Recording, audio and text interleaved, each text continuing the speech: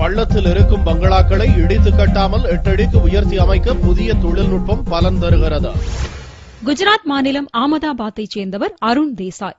இவர் வசிக்கும் பங்களா சென்னை மடிப்பாக்கம் போன்ற பகுதி. மழைக்காலத்தில் பங்களாவை சுற்றி குளம் போல தண்ணீர் தேங்கிவிடும். 2 மாடிகளை கொண்ட இந்த பங்களா பள்ளத்தில் அமைந்திருப்பதே இதற்கு காரணம். ஒவ்வொரு ஆண்டும் மழைக்காலத்தில் பெரும் சிரமப்பட்டு வந்தது அருண் தேசாய் குடும்பம். பங்களாவை இடித்துவிட்டு உயர்த்தி கட்ட திட்டமிட்டார். அதற்கு குறைந்தபட்சம் 60 லட்சம் ரூபாய் செலவாகும். ஆனால் இதில் 20% தொகையில் பங்களாவை 8 அடி உயர்த்தி தர முன்வந்துள்ளார் ஒரு கான்ட்ராக்டர். अभी तो ये नया ही प्रोजेक्ट है गुजरात के लिए और अहमदाबाद में फर्स्ट है और ये नया साहस किया है हमने और वैसे भी साहस करना ही अच्छी बात है और इसके हिसाब से मजबूती अभी हमने 20 दिन से काम चल रहा है देखा है तो कहीं पे भी क्रैक कुछ नजर नहीं आता है।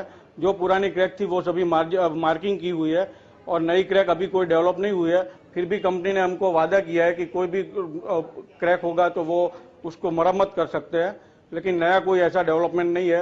काम सही तरह से सही ढंग से चल रहा है. கான்ட்ராக்டர் ராஜேஷ் பாய் குழுவினர் இந்த பணியில் நிபுணத்துவம் பெற்றவர்கள். இந்த தொழில்நுட்பம் எளிமையானதே. தற்போது இந்த 2 மாடி வீடு 400 ஜாக்கிகளின் உதவியோடு 8 அடி உயர்த்தப்பட்டு கட்டுமான பணிகள் நடந்து வருகின்றன. इसको सबसे पहले ऐसा होता है कि हम मकान को 3-3 फुट खोद लेते हैं और 3-3 फुट खोदने के बाद इसकी फाउंडेशन को देखते हैं कि इसकी फाउंडेशन कैसी है और फाउंडेशन में ही हम जैक लगाते हैं।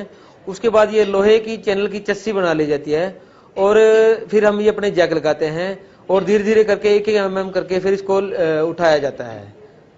वो इसमें जो मटेरियल लगाता है हम उसकी जांच करते हैं कि इसमें कैसा मटेरियल लगा है, क्या मालिक जो काम करवा रहा है उसको काम ये करवा के भी फायदा है या नहीं है। और रही इसकी कॉस्ट की बात की, लगभग मकान बनाने की कॉस्टिंग जो होती है उसके 25% में ये दोबारा मकान तैयार हो जाता है और किसी तरह की कोई प्रॉब्लम नहीं आती है. ஏற்கனவே கட்டப்பட்ட கட்டிடத்தை இதுபோல உயரத்தை அதிகரிக்கும் தொழில்நுட்பம் ஐரோப்பிய அமெரிக்க நாடுகளில் பின்பற்றப்பட்டு வருகிறது. இந்தியாவிலும் அறிமுகமாகிவிட்ட இத்தொழில்நுட்பம் குஜராத்தை பொறுத்தவரை இது முதல் முறை.